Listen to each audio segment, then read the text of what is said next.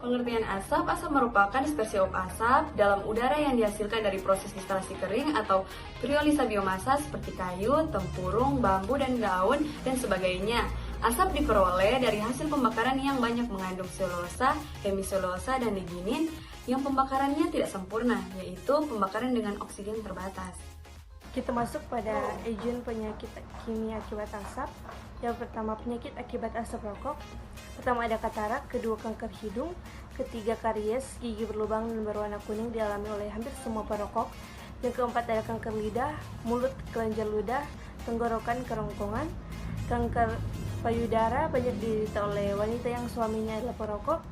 Ada gangguan pendengaran, kanker kulit, kanker paru yang 90% pasien kanker paru adalah perokok atau penyakit paru obstruktif kronik atau PPOK.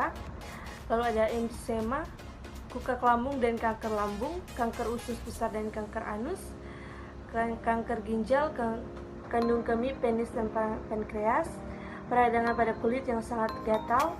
Kemudian ada penyakit akibat asap kebakaran hutan yaitu infeksi saluran pernafasan akut atau ISPA dan pneumonia. Selanjutnya adalah patogenesis. Infeksi patogen sangat mudah terjadi pada saluran pernafasan yang sel-sel epitel mukosanya telah rusak akibat infeksi yang terdahulu. Di sini kelompok kami mengambil contoh penyakit ISPA. Lalu gimana caranya patogen tersebut masuk ke dalam tubuh manusia? Yaitu pada saat seseorang melakukan kontak langsung dengan patogen, lalu ia memegang wajah, terutama bagian hidung dan juga mulut. Selain itu juga bisa melalui menghirup droplet yang dikeluarkan oleh penderita ISPA pada saat ia batuk. Masa inkubasi sebelum munculnya gejala ISPA sangat beragam. Di sini yang pertama rhinovirus, masa inkubasinya 1-5 hari. Yang kedua influenza dan parainfluenza, masa inkubasinya 1-4 hari. Dan yang terakhir nomor 3 yaitu RSV, masa inkubasinya sampai 1 minggu. Nah, berikut ini gejala-gejala dari penyakit ISPA.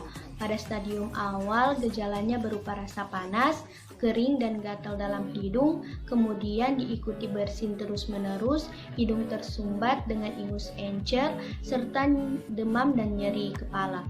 Nah, secara umum, gejala dari ISPA ini menurut WHO tahun 2007 meliputi demam, batuk, dan sering juga nyeri tenggorokan, pilek, sesak napas, mengi, atau kesulitan bernapas. Dan ada juga menurut Dr.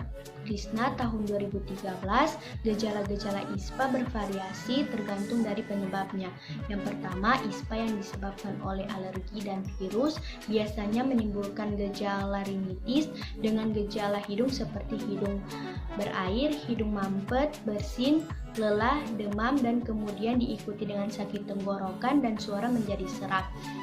Dan yang kedua, ISPA yang disebabkan oleh bakteri biasanya menimbulkan faringitis dengan gejala sakit tenggorokan tanpa gejala pilek dan bersin. Dan yang ketiga, ISPA yang disebabkan oleh jamur biasanya menimbulkan sinusitis, gejala-gejala umum seperti sakit kepala, demam, mual, muntah, perasaan lemas, capek, dan nyeri seluruh badan. Selanjutnya yaitu epidemiologi penyakit akibat asap, yaitu infeksi saluran pernapasan akut atau ISPA. Infeksi saluran pernapasan akut adalah penyakit saluran pernapasan atas atau bawah biasanya menular yang dapat menimbulkan spektrum penyakit yang berkisar dari penyakit tanpa gejala atau infeksi ringan sampai penyakit yang parah dan mematikan, tergantung pada patogen penyebabnya, faktor lingkungan, dan faktor pejamu. Berdasarkan hasil riset kesehatan dasar 2018, rata-rata prevalensi ISPA menurut diagnosis tenaga kesehatan di Indonesia pada tahun 2018 sebesar 4,4%. Angka ini cenderung mengalami penurunan dari tahun 2013. Angka prevalensi ISPA tertinggi berada di Provinsi Papua sebesar 11% dan angka prevalensi ISPA terendah berada di Provinsi Bangka Belitung sebesar 1%. Prevalensi ISPA tahun 2018 di Indonesia menurut diagnosa tenaga kesehatan dan gejala yang dialami sebesar 9,3%. Penyakit ini merupakan infeksi saluran pernapasan akut dengan gejala demam, batuk kurang dari 2 minggu, pilek atau hidung tersumbat, dan atau sakit tenggorokan.